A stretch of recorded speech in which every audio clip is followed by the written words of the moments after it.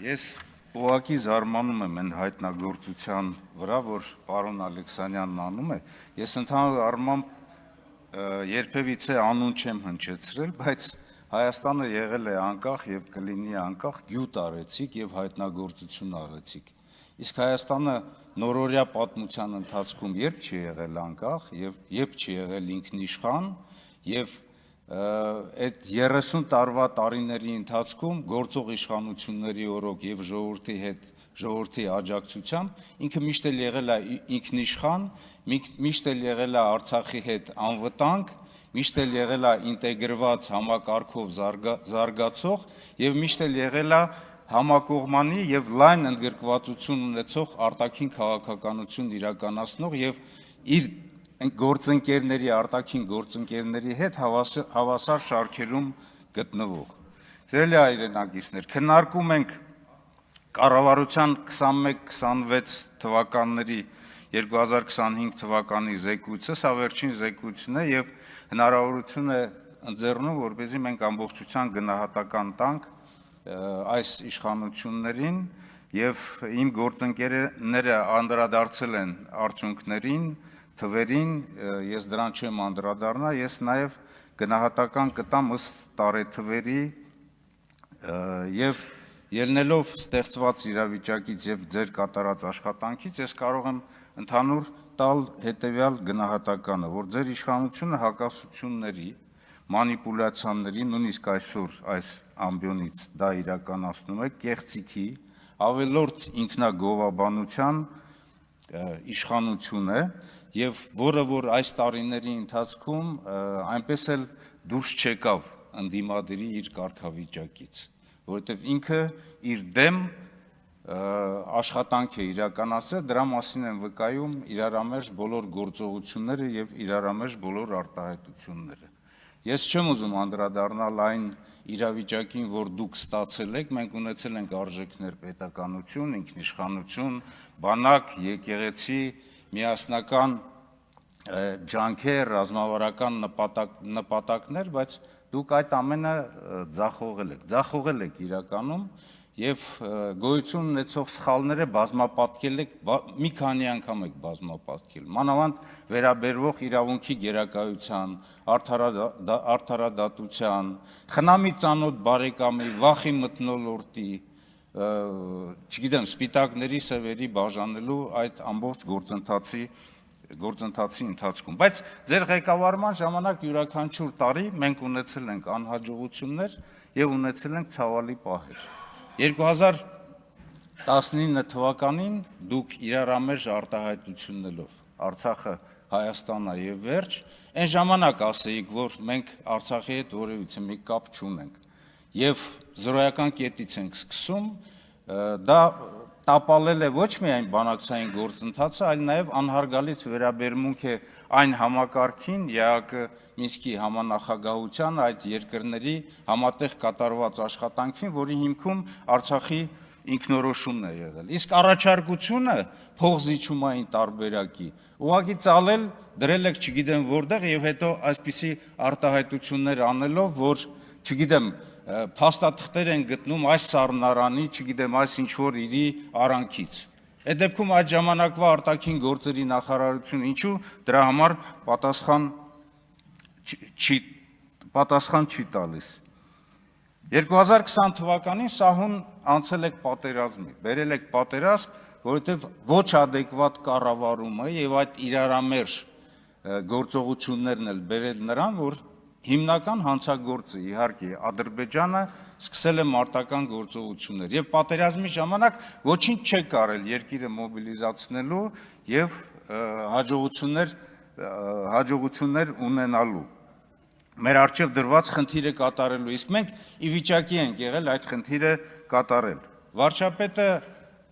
պարոն Փաշինյանը ասում է, որ գեներալները փախել են։ Ազգային ժողովի ղեկավարությունը, պատգամավորները եկել էին այնտեղ եւ անհրաժեշտություն կար մոբ ռեսուրսի, ովքեր որ այս կամ այն պատճառով լքել էին մարտական գործողությունների դաշտը, այսպես պետք է ասեմ, լայախ չարեցին գոնե մի քանի ժամով կամ գնան աշխատեն այդ մոբ ռեսուրսի հետ, թողին փախան, ով է փախել։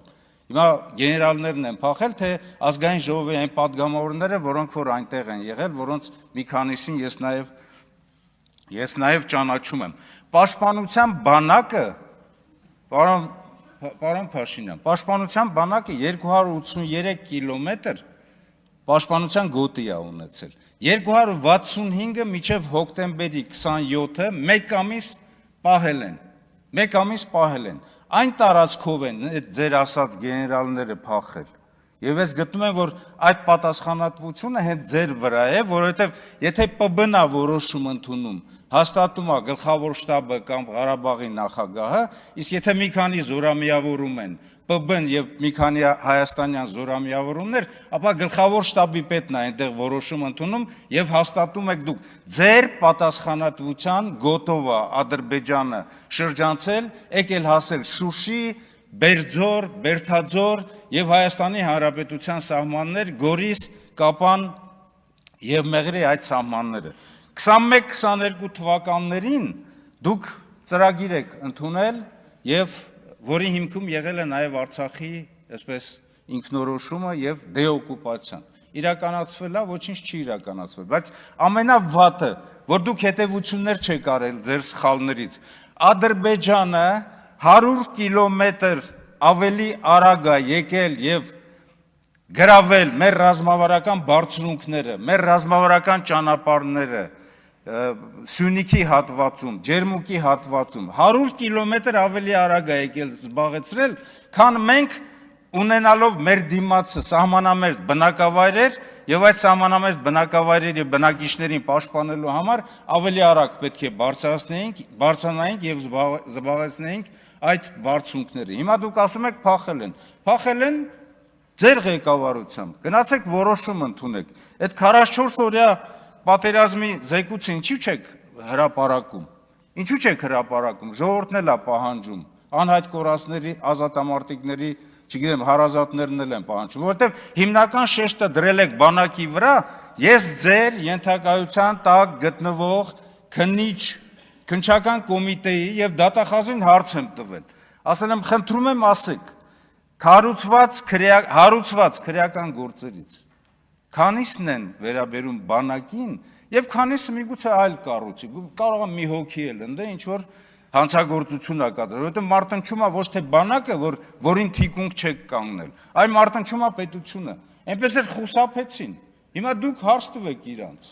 Մենակ բանակն է պատասխանատու դրա համար, թե պատասխանատու են մնացածը։ 2023 թվականին, պարոն Փաշինյան, Արցախի շրջափակում եւ հայաթափում ցեղասպանության իրականացում։ Այսօրվա ձեր գործող ռազմավարությամբ ես չեմ հոգնում ասել 4.25 կետում նշված է ազգային անվտանգության ռազմավարության մեջ 4.25 Հայաստանի Հանրապետությունը ամեն ինչ կանի Արցախի ժողովրդի բռնագաղթեցումը կանխելու համար։ Արվել է, ոչ մի բան չի արվել։ Հիմա խոսում եք, ասում եք դուք եք իշխանափոխություն արել։ Այդ բանակն էլ, այդ ղեկավարությունն էլ ձեր հետ է եղել ամիջական կապի հետ, ոչ ես, ոչ մնացածը իրենց հետ կապի մեջ չեն եղել եւ դուք եք դրա համար պատասխանատու։ Դուք 24 թվական մեր շահերից չբխող սահմանազատում եւ սահմանագծում խախտվել է երկու կարևոր սկզբունք, որ սահմանը չի կարող լինել ապագա ընդհարումների արդյունք, դրա համար պետք է դա անցնի բնական արգելքներով, աշխարհագրական արգելքներով։ Այդ հատվածում աշխարհագրական արգելքը Բաղանիսից Բերքաբեր գնացող գետն է, եւ այդտեղ մենք ունենք 800 հեկտար տարածություն, մենք տվել ենք, մենք հանձնել ենք, ոչինչ դրանից չեք ստացել։ Իսկ 2025 թվականի նախաստորագրված այդ ամեն ինչը փաստաթղթեր, իհարկե, այնտեղ մեր շահերը անտեսված են, մենք նորից ենք կրկնում, բայց դա չի նշանակում մենք խաղաղության կողմնակից չենք։ Դա նշանակում է, որ իրավիճակից ելնելով, իհարկե յուրաքանչյուր իրավիճակից ելնելով գնահատական է հնչեցում եւ այդ գնահատականից որոշումներ է ընդունվում նաեւ փաստաթղթերի վերաբերյալ, նաեւ վերաբանակցելու վերաբերյալ։ Խաղաղությունը դուք ասում եք, որ անվտանգության երաշխիք է։ Խաղաղությունը անվտանգության երաշխիք չի։ Ես հոգնել եմ կրկնելուց, որ անվտանգության խաղաղություն ազգային անվտանգության հիմնարար արժեք է երաշխիքների գործադրմամբ արդյունք, իսկ երաշխիքները լինում են ազգային եւ միջազգային։ Հիմա դուք ասում եք, եթե ես չլինեմ, ներողություն, ավարտվում էլի 1 վայրկյան, քանի որ ելույթ չեմ ունեցել 1 րոպե։ Ձեր իրավունքն է եղել, պարոն Օյան, ոչ մեկ ձեզ չի արգելել, բայց հարցեք խնդրեմ։ Ինձ զբաղեցրած եք եղել, դրա համար դուք ոչ դուք։ Պարոն Զբաղեցրած են Օյան, եղել, դրա համար ես չեմ զբաղեցնել ձեր տեղը։ Պետք է խոսայեք, իմ հետ եք զրույցանում։ Լավ, 1 րոպե ավարտեմ։ Դուք ասում եք, եթե ես չլինեմ, պատերազմ է լինելու։ Պատերազմը լինելու է ինչ-որ բանի համար, չէ՞, եթե լինի։ Ինչ-որ բանի համար, Ադրբեջանը, Միջանցք, չգիտեմ, տարածքներ, սահմանադրության փոփոխություն։ Եթե դուք լինեք, չի լինելու։ Այդ նշանակում է դուք պայմանավորվել եք, որ առանց պատերազմի եք այդ ամեն ինչը տալու։ Դրա համար ես կոչ եմ անում մեր ժողովրդին, կոչ եմ անում, որպեսզի թույլ չտանք 2026 թվականին էլ այս շարունակական անհաջողությունը լինեն, միասնական ընդդիմությունը, որը իրավունք ունի մասնակցի խորհրդարանական ընտրությունների, պետք է գնա այդ քայլին, թույլ չտալ վերարտադրվելու այդ հարգելի գործընկերներ